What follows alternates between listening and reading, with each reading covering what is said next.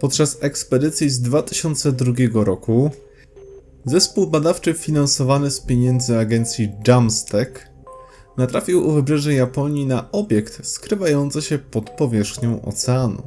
Trudno określić go inaczej niż mianem obiektu, mając na uwadze, iż dosłownie w ułamku sekundy przemknął przed kadrem kamery, nie pozostawiając po sobie jakiegokolwiek śladu.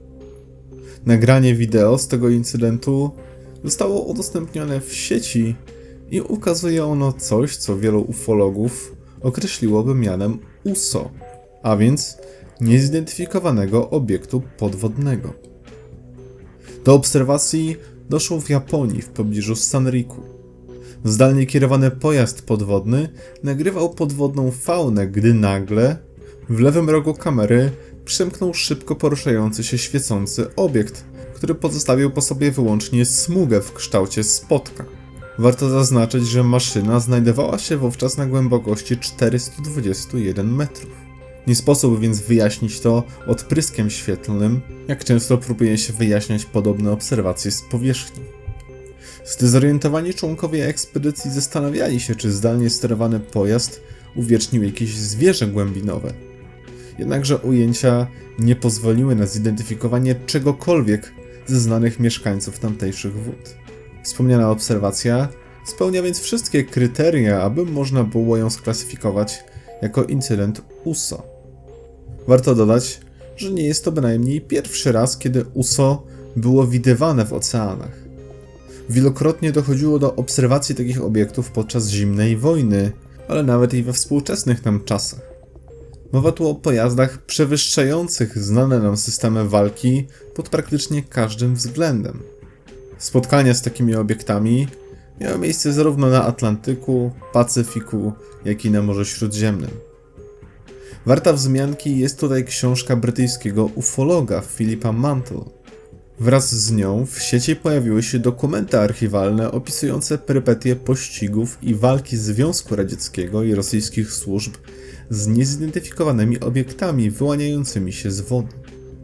Autor wspomina w niej chociażby o dziwacznym incydencie w Trójkącie Bermudzkim z 2009 roku. Udzielający mu wywiadu były dowódca atomowej łodzi podwodnej Yuri Beketow twierdził w nim, że instrumenty pokładowe wykryły ruch obiektów, nie jednego, a kilku obiektów, przemykających koło jego jednostki z prędkością około 400 km na godzinę. W skali morskiej jest to więc około 230 węzłów. Dla lepszego zrozumienia, najszybsze z istniejących łodzi podwodnych, o których wiadomo opinii publicznej, poruszają się z prędkością 40 węzłów. A najszybsza ryba znana człowiekowi, a więc Istiophorus, jest w stanie osiągnąć prędkość 68 węzłów. W jakiś sposób instrumenty pokładowe rosyjskiej łodzi wykryły jednak coś, co przemieszcza się niemal 4 razy szybciej. Wspomniana wcześniej książka zawiera także relacje rosyjskich weteranów z bliskich spotkań z takimi obiektami podczas zimnej wojny. W jednym z incydentów, do którego doszło w 1951 roku, radziecki okręt podwodny napotkał gigantyczny podwodny obiekt zmierzający w kierunku brzegu, mierzący od 200 do 250 metrów. Zgodnie z relacjami marynarzy, kapitan nakazał im zrzucić bomby głębinowe, które miały zakończyć dziką szarżę tajemniczego USO. Jednakże obiekt nie zareagował na atak, pozostał na swoim kursie, a gdy znalazł się w okolicy brzegu, nagle zatrzymał się w miejscu, zmienił kurs i odleciał w przestworze. Parę lat temu brzmiałoby to jak czcza gadanina, ale żyjemy w 2023 roku. Większość z Was słyszała już chyba jednak o niezwykłych incydentach, które zostały ujawnione przez amerykańską marynarkę wojenną, które przebiegały wedle niemal identycznego scenariusza. Wideo znane obecnie pod kryptonimami FLIR, Gimbal i GoFast pojawiały się na naszym kanale wielokrotnie od ich pierwszej publikacji w grudniu 2017 roku. New York Times opublikował wówczas wyniki śledztwa w sprawie pościgu pilotów myśliwców należących do armii USA za pojazdami UFO, które wyłoniły się z oceanu przy 3 osobnych sytuacjach. 27 kwietnia 2020 roku Sieci społecznościowe obiegła natomiast informacja, zgodnie z którą Departament Obrony nie tylko oficjalnie potwierdził autentyczność tych nagrań, które wcześniej były uważane wyłącznie za fałszerstwo, ale nawet upublicznił ich pełne wersje, dzięki czemu każdy z nas może je zobaczyć na własne oczy. Warte wzmianki są tu również dodatkowe materiały filmowe, ujawnione w kilka lat później przez filmowca Jeremiego Corbella. Udostępnił on m.in. nagranie pochodzące z lipca 2019 roku ze statku USS Omaha.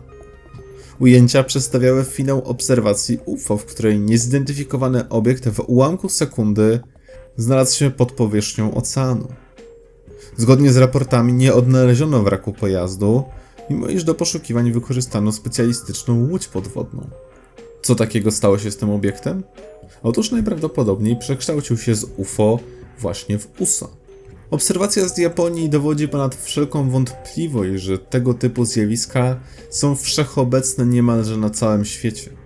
Co najważniejsze, wielu ludzi przestaje je już traktować z rezerwą i podchodzi do nich z należytą powagą. Podczas gdy zdecydowana większość nagrań domniemanych UFO, które pojawiają się obecnie w internecie, to bez wątpienia fałszerstwo, dziwaczne incydenty rejestrowane na realnych nagraniach powinny działać nam na wyobraźnię. Mając na uwadze, że do incydentów opisywanych przez amerykańskie oraz rosyjskie władze doszło mniej więcej w tym samym okresie co podczas badań Jamstack, nie trudno jest o poczynienie pewnych wniosków. Przy czym są to wyłącznie niepoparte niczym spekulacje. Tak naprawdę nikt nie zna prawdziwej natury tych obiektów, ani nie może być pewnym, czym było USO z Japonii, czy z jakiegokolwiek innego krańca Ziemi. Mało tego, w tym konkretnym przypadku nie powinniśmy wykluczać, że jest to jakieś nieznane stworzenie morskie lub jakiś rodzaj eksperymentalnej technologii. Nie zapominajmy, że w ziemskich oceanach żyją ryby, które poruszają się z prędkością ponad 100 km na godzinę. Łatwo jest więc sobie wyobrazić, że tego typu zwierzęta byłyby jedynie białą smugą w kadrze kamery. Z drugiej strony, jeżeli przyjmujemy możliwość, iż jest to technologia, to kto mógł ją opracować? I chyba co ważniejsze, kto jest w jej posiadaniu? Zapraszam Was do wyrażania opinii na ten temat poniżej w sekcji komentarzy. Tak jak zawsze zachęcam również do subskrybowania naszego kanału, klikania w dzwoneczek oraz wsparcia naszej działalności za pośrednictwem jednej z dostępnych poniżej opcji. To tyle ode mnie, życzę Wam wszystkim wspaniałego dnia i słyszymy się już wkrótce.